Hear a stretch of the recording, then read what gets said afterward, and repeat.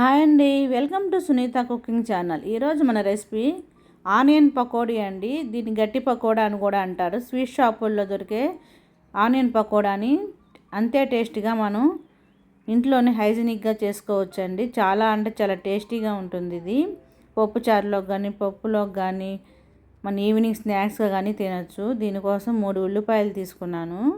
ఇలాగా medium size ఉల్లిపాయలను తీసుకొని ఇలా వీటికి పొట్టు తీసేసి ఇలాగా 2 భాగాలుగా చేసుకొని ఇలాగ పొడవుగా సన్నగా కట్ చేసుకోవాలి.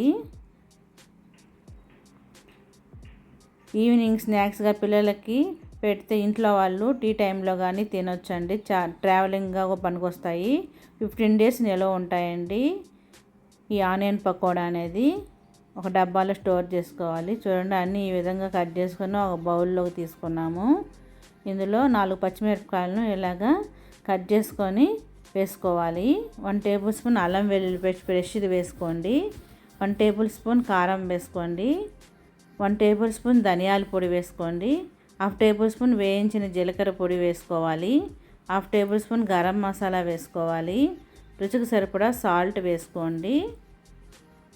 1 టేబుల్ స్పూన్ జీలకర్ర వేసుకోవాలి. 1 టేబుల్ స్పూన్ ధనియాలండి, ఇలా క్రష్ చేసి వేసుకోండి. ధనియాలు అనేవి టేస్ట్ బాగుంటుంది. ఇప్పుడు ఇందులో సన్నగా కట్ చేసుకున్న కరివేపాకు వేసుకోవాలి. వేసుకొని ఎంత గట్టిగా ఉంటే అంత గట్టిగా బాగా ఇలాగ వీడియోలో చూపించిన విధంగా ప్రెస్ చేస్తూ బాగా మిక్స్ చేయండి. ఎందుకంటే ఆనియన్లో ఉన్న వాటర్ అంతా బాగా పడుతుంది. ఆనియన్లో వాటర్ అంతా ఈ కారం ఉప్పు మొత్తం తగిలి బాగా మంచి టేస్ట్ వస్తుందండి. అందుకని ఇలా గట్టిగా బాగా పిసుక్కోవాలి.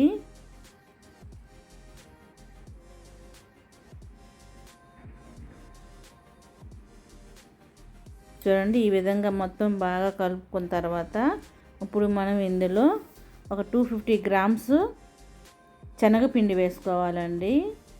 బజ్జీల పిండి వేసుకొని 4 టేబుల్ స్పూన్ల రైస్ ఫ్లోర్ వేసుకోవాలి. వేడి వేడి ఆయిల్ అండి, క్రిప్సీగా రావడానికి వేడి వేడి ఆయిల్ని ఒక 2 టేబుల్ స్పూన్లు ఆయిల్ వేసుకున్నాను. వేసుకొని మొత్తం బాగా మిక్స్ చేసుకోవాలి. చూడండి, వీడియోలో చూపించిన విధంగా పిండి వేసుకున్న తర్వాత ఆనియన్స్లో ఉండే వాటరే సరిపోతాయండి. లైట్గా కొద్దిగా అవసరం పడుద్ది. మీరు చూసుకొని వేసుకోవాలి వాటర్ అనేవి. చూడండి, ఆనియన్లో ఉండే వాటరే మనకి పిండిలోకి కూడా బాగా కలిసిపోతుంది. చూడండి, ఇప్పుడు కొంచెం పొడిగా ఉంది కదా పిండి అనేది. ఇప్పుడు కొద్దిగా వాటర్ పోసుకోవాలి. కొద్దిగా అంటే కొద్దిగానే పోసుకోండి. వాటర్ అనేవి ఎక్కువ పోయకండి.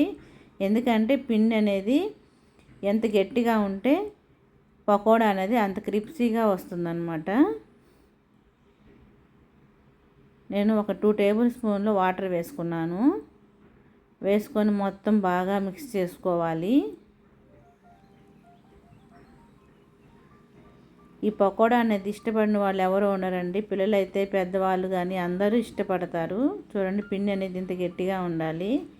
ఈ విధంగా కలుపుకొని డీప్ ఫ్రైకి సరిపడా ఆయిల్ పెట్టుకొని మనం ఒక ముద్ద మాదిరిగా తీసుకోవాలి. చేతికి తీసుకొని ఇలాగా వీడియోలో చూపించిన విధంగా కొద్ది కొద్దిగా వేస్తూ ఉండాలి. ఈ విధంగా వేసేటప్పుడు మాత్రం మంట అనేది తగ్గించి పెట్టుకోండి. వేడి ఆయిల్ అనేది వేడైన తర్వాత, ఎందుకంటే శనగపిండి కదండి మనకి పొంగుతుంది. అందుకని వేసిన తర్వాత ఒకసారి ఫ్రై అయ్యేటప్పుడు మధ్య మధ్యలో కలుపుతూ ఉండాలి. చూడండి, ఈ విధంగా గోల్డెన్ కలర్ వచ్చిన తర్వాత తీసేసి ఒక జల్లీలోకి వేసుకోవాలి.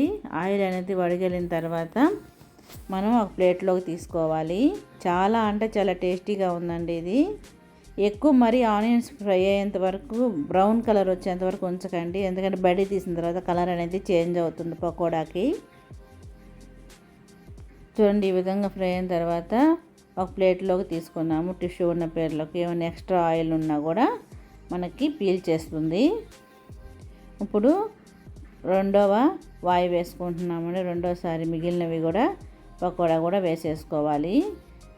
ఈ విధంగా మొత్తం వేసుకొని అది కూడా ఫ్రై అయిన తర్వాత ప్లేట్లోకి తీసుకోవాలి. ఇప్పుడు కొద్ది కరివేపాకు అండి. పకోడాకి ఫ్లేవరే కరివేపాకు కాబట్టి కరివేపాకు ఫ్రై చేసుకోవాలి. లాస్ట్లో ఫ్రై చేసుకొని ఆ కరివేపాకు కూడా వేసుకోవాలి.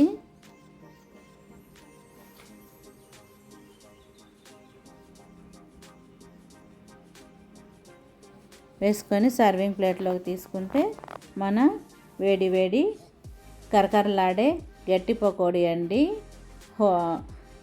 Bakery style pakodi, onion pakodi ready అయిపోయిందండి. మీరు కూడా ట్రై చేసి ఇంట్లో ఎలా వచ్చిందని కామెంట్ సెక్షన్లో మెసేజ్ చేయండి. తప్పకుండా ట్రై చేసి ఎలా ఉందని కామెంట్ సెక్షన్లో మెసేజ్ చేయండి. ఈ వీడియో కనుక మీకు నచ్చినట్లయితే లైక్ చేయండి, షేర్ చేయండి, సబ్స్క్రైబ్ చేయండి. Thank you for watching friends. Please subscribe my channel.